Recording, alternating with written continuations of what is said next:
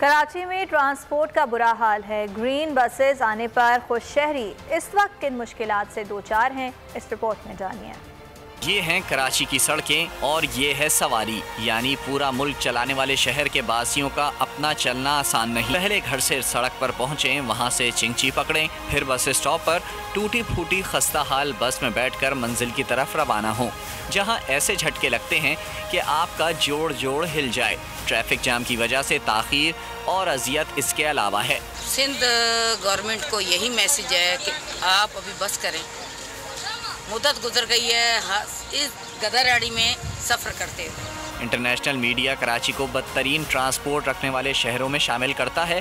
New York times की एक report के मुताबिक ट्रांसपोर्ट और सड़कें देखकर लगता है कि ये शहर सियासी तौर पर यतीम हो चुका है।